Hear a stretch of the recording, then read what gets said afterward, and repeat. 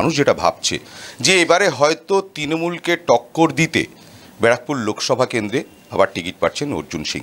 সম্প্রতি দিল্লির থেকে অর্জুন সিং তিনি বিজেপিতে যোগদান করেছেন এবং যোগদান করে আজকে তিনি তার বাড়ি এবং সেটা বলা যেতে পারে দলীয় কার্যালয়, সেখানেই তিনি অবস্থান করছেন এবং তার সঙ্গে আজকে কথা বলবো।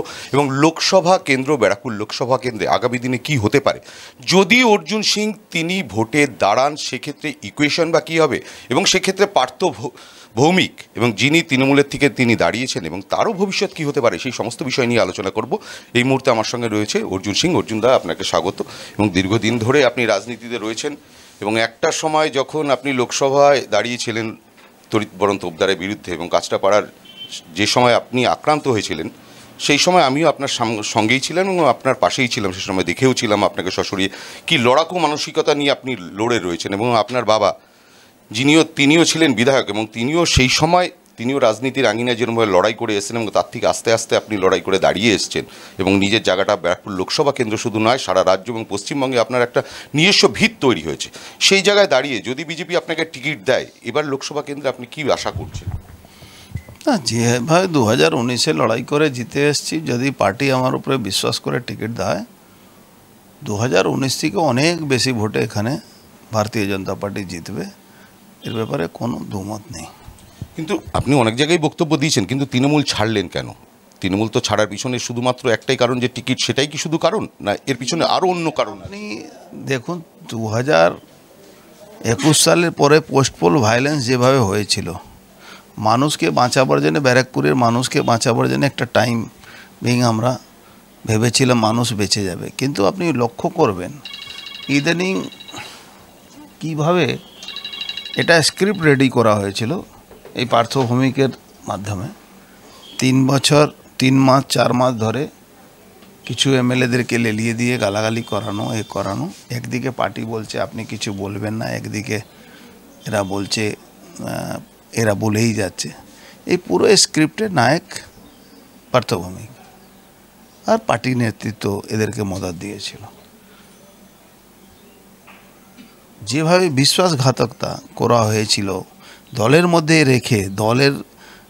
রেখে আমাদের কর্মীদেরকে জেলে ঢুকিয়ে দেওয়া, ফলস কেস দিয়ে দেওয়া, এসব নানা রকম কারণে আমরা ভেবেই নিয়েছিলাম কি এই দল আর করা যাবে না। আপনি দেখছেন সকাল থেকে যদি আপনি এখানে আসতেন, হাজার হাজার মানুষ যেদিন আমি দল জয়েন করেছি এসে সম্বর্ধনা দিচ্ছে, ওয়েলকাম জানাচ্ছে ভারতীয় জনতা পার্টি কর্মীরা, সাধারণ মানুষ।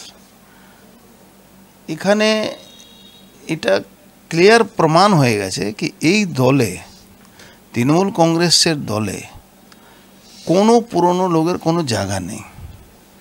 পুরনো কর্মীদেরকে ঘরে ঢুকিয়ে দেওয়া হয়েছে। সব তৎকাল যারা আছে, যারা লুটপাট করছে, যারা এক্সটর্শন করছে, সিন্ডিকেট চালাচ্ছে, ঘর বাড়ি লুট করছে, পুকুর ভরাট করছে, কারখানা লোহা চুরি করে বিক্রি করে দিচ্ছে, মাটি বিক্রি করে দিচ্ছে, বালি পাচার করছে, এদেরই পার্টি রয়ে গেছে।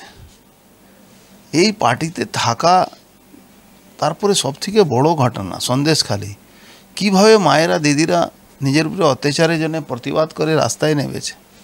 তারপরে মোদিজি যেভাবে সিএ করে আমাদের মতুয়া ভাইদের সম্মানটা ফিরিয়েছেন, 50 বছরের রাজনৈতিক লড়াইটাকে স্বীকৃতি দিয়েছেন।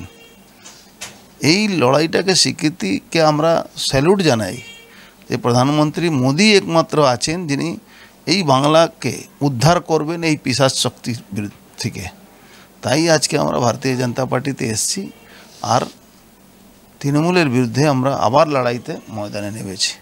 আজকে তৃণমূল, আপনি যে বক্তব্য বললেন যে তোলাবাজ, তারা পুকুর ভরাট করছে, ছিনতাই করছে, এই সমস্ত, এটা তো আচমকা হয়নি, এটা তো হলে অনেক আগে গিয়েছিল। তাহলে সেই ক্ষেত্রে তৃণমূলে আপনি গিয়েছিলেন কেন?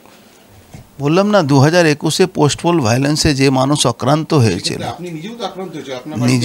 নিজে আক্রান্ত, আমার নিজের লড়াইটা তো আমি লড়তে পারতাম, কিন্তু সাধারণ কর্মী, সাধারণ মানুষ, সাধারণ লোকের উপরে যে হাজার হাজার লোকের চাকরি চলে গেছে, তো সেই লোকগুলোকে বাঁচাবার জন্য একটা টাইমিং চিন্তা ভাবনা করে আমরা গেছিলাম, কিন্তু আমরা করতে পারিনি, আমরা বাঁচাতে পারিনি, আমরা এদের প্রতিবাদ করতে পারিনি। কিন্তু কেন একটা নেটওয়ার্ক নেক্সাস এদের তৈরি করেছিল। যেরকম সন্দেশখালিতে শাহজাহান নেটওয়ার্ক তৈরি করেছিল, এরা ব্যারাকপুরকে একটা, শুধু ব্যারাকপুর কেন সব জায়গায় একই ব্যাপার আছে। আজকে ব্যারাকপুরটাকে পুরোপুরি সিন্ডিকেট রাজ কায়েম করে দেওয়া হচ্ছে। এই জায়গায় আমাদের প্রতিবাদ করার জন্য ভারতীয় জনতা পার্টি ছাড়া আর কোনো প্ল্যাটফর্ম নেই। কিন্তু তৃণমূল আজকে আপনার সঙ্গে বিশ্বাসঘাতকতামি করেছে, এটা আপনার অভিযোগ, এবং সেই অভিযোগ এটা আপনার নিজেরও অভিযোগ, এবং সেই সঙ্গে দলীয় কর্মী যারা আছে তারাও বলছে এই অভিযোগটা যে আপনার সঙ্গে বিশ্বাসঘাতকতামি করেছে। কিন্তু আপনি যে দলের থেকে জিতলেন সেই দল থেকে আপনি দল চেঞ্জ করলে আপনাকে তো মানুষরাও ম্যান্ডেট থেকে আপনাকে ম্যান্ডেট করে তারা আপনাকে ভোট দিয়েছিল, সেক্ষেত্রে মানুষের সঙ্গেও তো তাদের বিশ্বাসটা নিয়েও তো ছেলে খেলা হয়ে যাবে, সেটা কি হচ্ছে না? সেই মানুষের সঙ্গে কথা বলেই করা হয়েছিল। সে মানুষ জানেন কেন আমি করেছিল, কেন হয়েছিল। যে মানুষ আমাকে আশীর্বাদ করেছিল সেই মানুষের ছিল কি কোনোভাবে এটাকে আটকান। সেই মানুষ আজও নালে চলে আসার পরে সেই মানুষ আমার উপরে বিশ্বাস করতো। কিন্তু আপনি খবর নেবেন যেদিন থেকে আমি তৃণমূল ছেড়েছি সেদিন থেকে আপনি দেখুন মানুষের ঢল কীভাবে আমার সঙ্গে আছে। যখন রাজ চক্রবর্তী এবার ব্যারাকপুরের রাজ, তারপরেই কিন্তু উঠেছিল যে আপনার ছবি দিয়ে টাইগার ইজ ব্যাক, তাহলে কি তখন থেকে কি এটা কি পরিকল্পনা ছিল যে আপনি বিজেপিতে চলে আসবেন? রাজ চক্রবর্তী একটা ছিল, পপেট ছিল। রাজ চক্রবর্তীকে সামনে রেখে পার্থভৌমিক খেলছিল, আর কোনো ব্যাপার নেই। রাজ চক্রবর্তীর কোনো ম্যাটারই ছিল না। আর টাইগার ইজ ব্যাক এটা আমার কর্মীরা হয়তো কেউ লাগিয়েছিল। জ্যোতিপ্রিয় মল্লিকের চলে যাওয়ার পরে উত্তর চব্বিশ পরগনায় এই মুহূর্তে পার্থভূমিকের গ্রিপ অনেকটাই বেশি হয়ে গেছে তৃণমূলের সেক্টরে এবং তৃণমূলের ক্ষেত্রে। সেক্ষেত্রে লড়াই কতটা হবে যদি আপনি টিকিট পান? দেখুন, ব্যারাকপুরে পার্থভৌমিক কোনো ফ্যাক্টর নেই, কোনো দিনই ছিল না। ব্যারাকপুরে এই পার্থভূমিকে আমরা তৈরি করেছিলাম। আমরা এত ভয়ে বাড়ি থেকে বেরোতো না 2001 সালে, 2004 সালে তো ছেড়ে দিন, 2006 সালে দাঁড়ায়নি, 2011 সালে যখন ভালো পরিস্থিতি হলো তখন ইলেকশন লড়ে। মুকুল রায় আমাদের নেতা ছিলেন, তাকে ভর করে এর টিকিট পেল।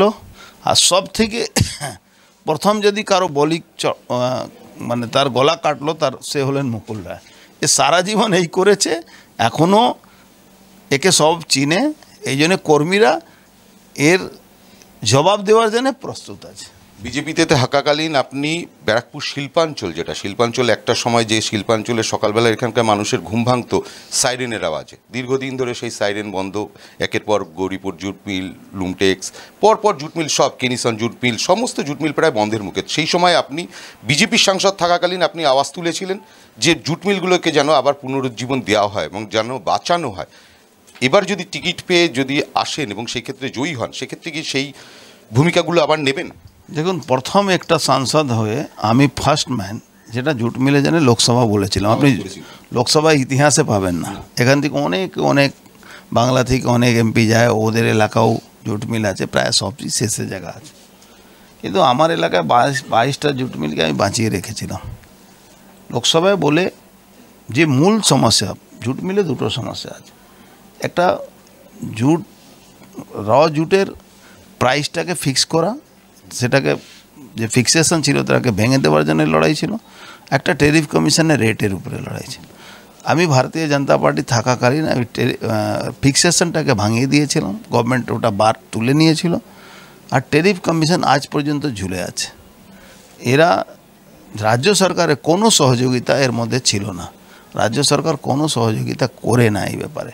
ও চায় জুট মিলগুলো ধ্বংস হয়ে যাক, ও চায় জুট মিল বন্ধ হয়ে সেই জমিগুলোকে বেচে দেওয়া।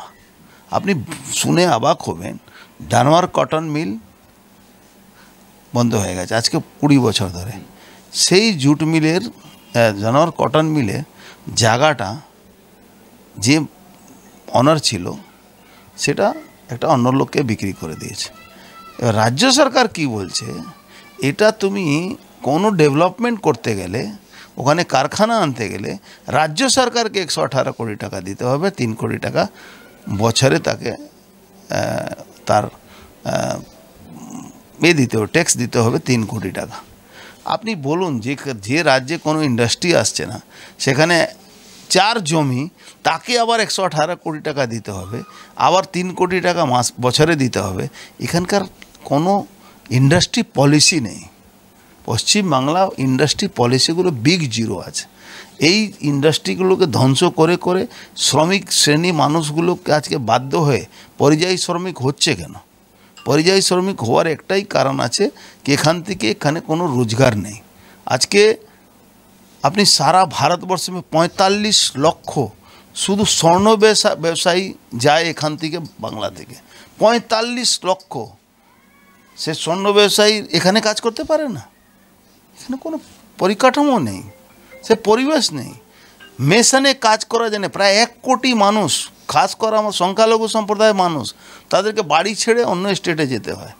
কোনো একটা ঘটনা ঘটলে 2 লাখ টাকা নিয়ে পৌঁছে যায় সরকারের লোকেরা, আর বলে আপনারা বাংলা থেকে কেন যাচ্ছেন? আরে বাংলা কোনো রোজগার নেই তো যাবেন না, কি করবেন?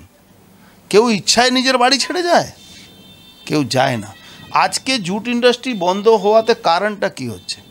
জুট ইন্ডাস্ট্রিতে জুট চাষ এখানে কোনো আমার সংখ্যালঘু ভাই সম্প্রদায়ের লোকের বাড়ির ছেলেরাই কিন্তু এই জুট চাষ করতো। জুট চাষে অনেক কঠিন কাজ আছে। আজকে এই জুট মিল বন্ধ হওয়ার জন্য তাদেরকে এখান থেকে পলায়ন করতে হচ্ছে। সাধারণ মানুষের যে বক্তব্য, সাধারণ ইদানিং আমরা সম্প্রতি বিভিন্ন জায়গায় ঘুরে যে সাধারণ মানুষের বক্তব্য শুনেছি, সাধারণ মানুষের একটাই বক্তব্য যে পার্থভূমিকের সঙ্গে লড়াই যদি কেউ করতে পারে ব্যারাকপুর লোকসভায়, তাহলে সেটা অর্জুন সিং। সেই সমস্ত সাধারণ মানুষের জন্য এই লোকসভায় যদি আপনি টিকিট পান, কি বার্তা দেবেন এবং তাদের পাশে থাকার কি বার্তা দেবেন? দেখুন, ওর সঙ্গে লড়াই, ও আমার বিরুদ্ধে লড়তে এসছে। আমি তো এমপি আছি, ওর বিরুদ্ধে আমি থোড়ে লড়ছি, ও আমার বিরুদ্ধে লড়তে এসছে। এই মুহূর্তে ব্যারাকপুর লোকসভায় আমরা কথা বললাম যদি প্রার্থী হন অর্জুন সিংয়ের সঙ্গে, এবং অর্জুন সিংয়ের পরিষ্কার বক্তব্য তিনি পার্থভৌমিককে কার্যত তার প্রতিদ্বন্দ্বী হিসেবে মানতেই নারাজ, এবং সেক্ষেত্রে তার বক্তব্য আমি এক্সিস্টিং এমপি রয়েছে এবং সেখানে পার্থভূমিক আমার সঙ্গে লড়তে আসছে, তাকে গুরুত্ব দেওয়ার কোনো প্রশ্নই ওঠে না। অর্থাৎ বলা যেতে পারে যে অর্জুন সিং এই মুহূর্তে যে অবস্থান করছেন, তিনি যদি টিকিট পান সেক্ষেত্রে ব্যারাকপুরে তার সম্ভাবনা অনেকটাই বেশি তিনি মনে করছেন।